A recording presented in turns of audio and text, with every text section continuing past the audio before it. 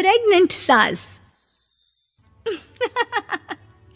जमाना कितना भी बदल जाए, इतना भी नहीं कि बहू घर आए और सास गर्भवती दिख जाए।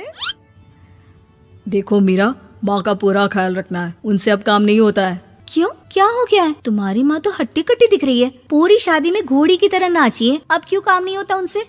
वो माँ प्रेग्नेंट है ना, बच्चा होने वाला है। मैं कभी भी भाई बन जाऊंगा इस साल के अंत तक। क्या बोल रहे हो?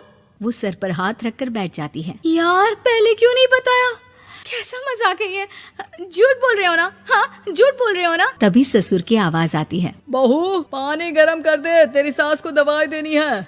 समय पर दवाई ना दी तो परेशानी हो जाएगी।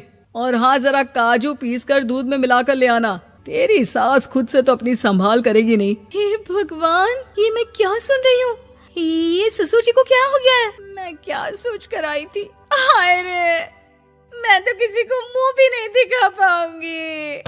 अब ये रोना धोना बाद में करना, पहले गर्म पानी कर दो, माँ को दवाई देनी होगी। और हाँ, रात को माँ के पैरों में तेल लगा देना। बहू को गुस्सा आ जाता है, वो बड़बड़ करती किचन में जाती है जहाँ उसका ससुर खड़ा होता है। एक बड़ी जिम्मेदारी है हम सबके सर ऊपर। इस उम्र में माँ बनना खतरे से खाली नहीं होता। हाँ हाँ पता है, तो क्यों बन गई माँ? अरे खतरे से कम नहीं है तो क्या जरूरत थी लल्ला पैदा करने की? कैसी बात कर रही हो बहू? क्या तुम खुश नहीं कि घर में एक नया मेहमान आएगा, छोटे छोटे पैरों से पूरे घर में घूमेगा? पिताजी, ये हाथ जोड़े आपके, आप यहाँ से जाओ। ये शायरी बाद में बताना, अभी मैं पानी गरम करके थर्मस में दे देती हूँ।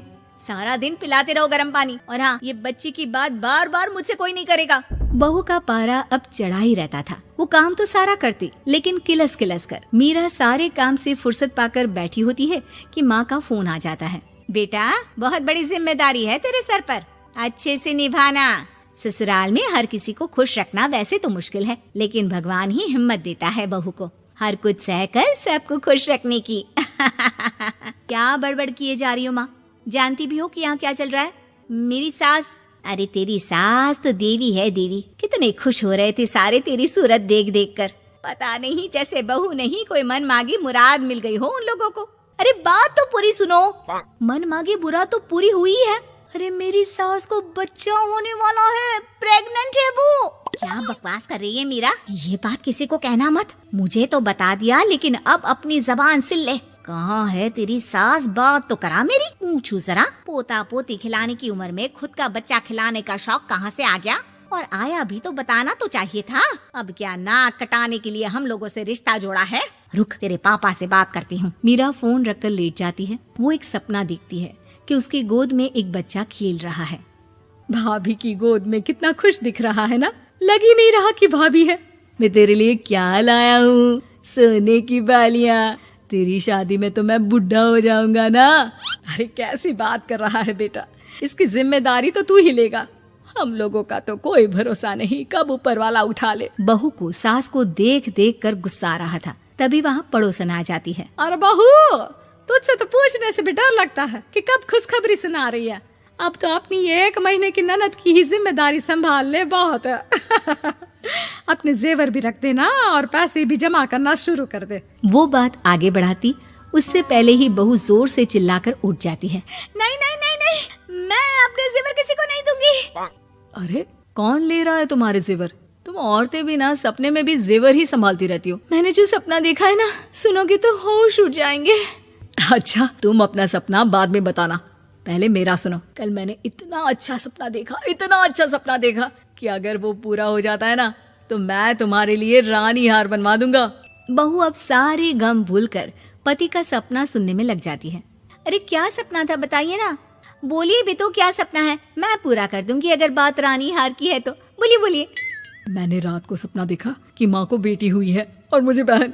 सच्ची, इस घर में बेटी हो जाए तो मैं तो झूम ही उठूं। मीरा का मुंह बन जाता है। वो चुप हो जाती है और सपने की बात याद करती है कि बेटी हुई तो उसे ही अपने गहने उसे देने होंगे।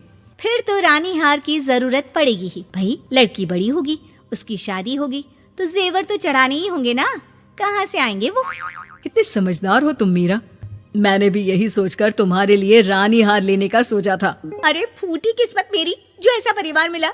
मेरे पापा की तो मैं अभी क्लास लगाती हूँ, जो सब जानते हुए भी ऐसे परिवार में मेरी शादी कर दी।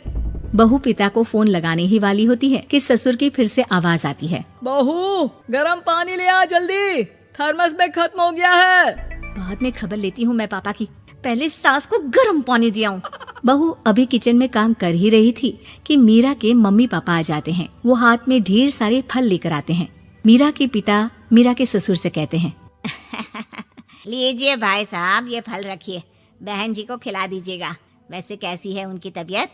बस पता तो है आपको, ऐसे वक्त में जो होता है बस वही सब। मुझे तो सुनकर बहुत गुस्सा आया था, लेकिन चलिए, भाग्य में जो है लिखा उसे कौन टाल सकता है।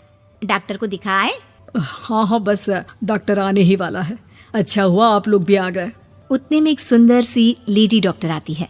पेशेंट कौन है आप? अरे नहीं जी, मैं तो बहू हूँ इस घर की। मैं तो अभी सोच भी नहीं सकती पोता या पोती के बारे में। अभी तो मेरी सास ही। अरे चुप हो जाना, देख तो ले, डॉक्टर है ये, किसी के भी सामने गुस्सा फोड़ देती है। डॉक्टर कमरे में जाती है और थोड़ी देर बाद बाहर आ जाती है। पीछे से सास भी निकल आती है। हे भगवान, इतना दुख तो किसी को भी ना दे जितना मुझे दिया है। देखिए बहन जी, आप लोगों को तो ये सोचना भी नहीं चाहिए था। वही तो मैं भी कह रही थी कि आप लोगों के लिए तो सोचना भी गुनाह है, लेकिन अब पछताए होत क्या जब चिड़िया चुग गई खेत। डॉक्टर वहाँ से चली जाती है। मैं माँ नहीं बन सकती, मैं प्रेग्नेंट भी नहीं हूँ। ये कैसे?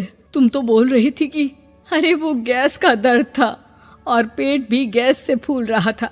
डॉक्टर ने चूर्ण दे दिया है, गर्म पानी से फांकना है। मैं अभी लाती हूँ गर्म पानी। अरे मैं तो गीजर ही लगा देती हूँ। हाय रे, खुशी के मारे पागल ना हो जाओ।